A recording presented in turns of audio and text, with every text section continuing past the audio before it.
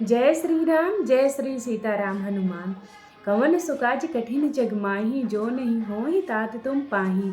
जय श्री बागेश्वर बालाजी सरकार की।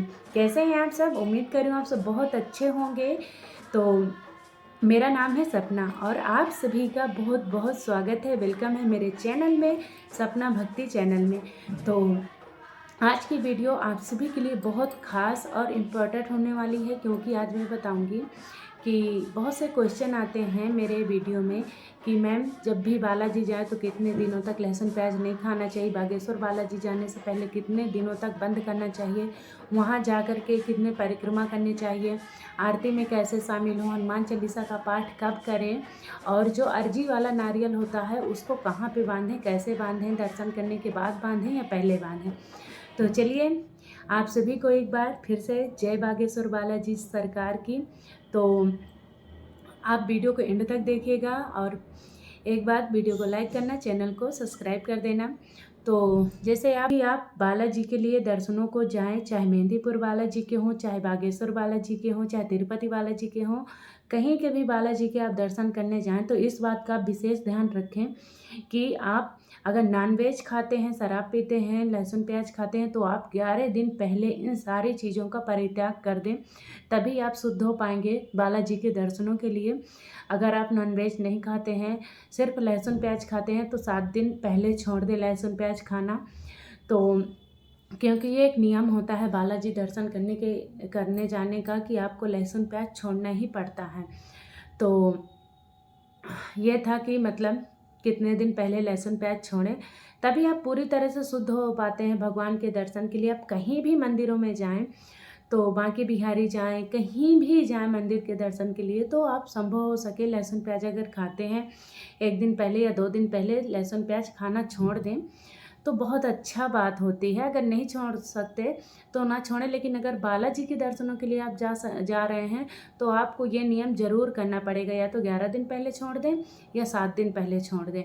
और दूसरी बात, जब आप बागेश्वर बालाजी पहुंचते हैं तो सबसे पहली बात कि परिक्रमा कितने करें। तो मैं आपको बता दूं कि जब आप बालाजी पहुंचते हैं तो आप उसी टाइम परिक्रमा कर सकते हैं। जैसे आप रात में 8 बजे पहुँचे, 9 बजे पहुँचे, तो आप उसी टाइम परिक्रमा कर सकते हैं। जो वहाँ की परिक्रमा का नियम है वो है 21 परिक्रमा, लेकिन कोई नहीं अगर कर सकता, किसी के पैरों में दर्द है या कोई तकलीफ होती है, तो 11 परिक्रमा, 7 परिक्रमा, 5 परिक्रमा, ऐसे परिक्रमा राम नाम का जाप करते हुए, ऐसे सीताराम सीताराम सीताराम राम नाम का जाप करते हुए आप आराम से परिक्रमा कर लीजिए। और उसके बाद अगर आप रात में पहुँचे हैं तो वहाँ रूम ले लीजिए, या टेंट वाले, अगर आप रात में गए हैं आरती में नहीं शामिल हो पाए, तो देखिए मैं बता दूं आपको, आरती में एक बार शामिल होना ज़रूरी होता है।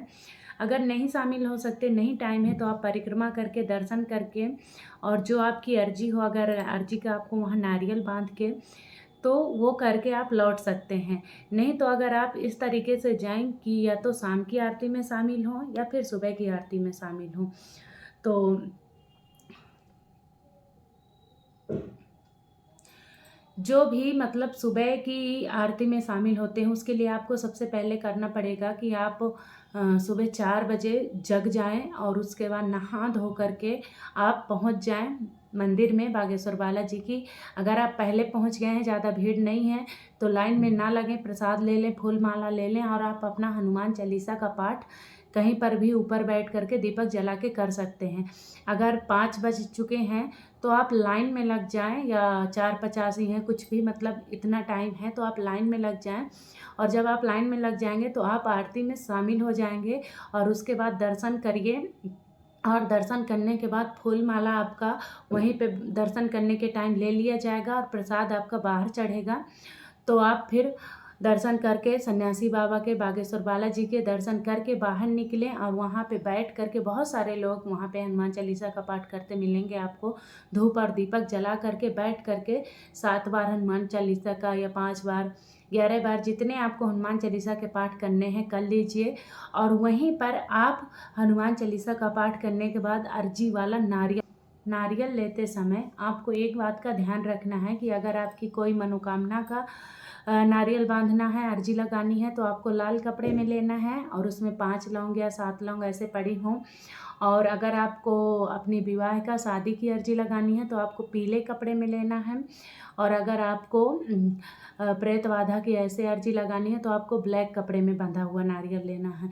और चालीसा करने के बाद, हनुमान चालीसा करने के बाद आपको नारियल वहाँ बांध देना है और आपकी जो मनोकामना हो उसको बोल देना है। उसके बाद आप आ जाइए बाहर निकल कर के और बस। और आपको अगर थोड़ी देर रुकना है तो वहाँ रुकिए, नहीं रुकना है तो आप जा सकते हैं। और भभूति लेना है अगर आपको, तो दर्शन करने के बाद जो भभूति का टाइमिंग होता है सुबह का, वो होता है सुबह 7 से 9 बजे तक का। वहाँ भी लंबी लाइन लग जाती है, इसलिए आप दर्शन करने के तुरंत बाद भभूति वाली लाइन में लग करके विभूति ले लें, उसका बहुत महत्व है। अगर आप बागेश्वर बालाजी जा रहे हैं और भभूति नहीं ले रहे हैं तो यह आपकी बहुत बड़ी गलती होगी। आपके घर में बहुत काम आने वाली है भभूति। कोई भी बीमार हो, कोई परेशानी हो, कोई निगेटिव ऊर्जा हो तो भभूति को लगा दो। रोगी हो कोई, उसको नियमित खिलाओ, तो हर चीज़ में आराम मिलता है। और बिना लहसुन प्याज का वहाँ हर जगह खाना आपको मिल जाएगा। तो ये था बागेश्वर बालाजी जाने का नियम और वहाँ रुकने का कि कैसे क्या करें। अगर आपको वीडियो पसंद आई हो तो वीडियो को लाइक करें, चैनल को सब्सक्राइब करें। जय श्री सीताराम हनुमान, जय श्री बागेश्वर बालाजी।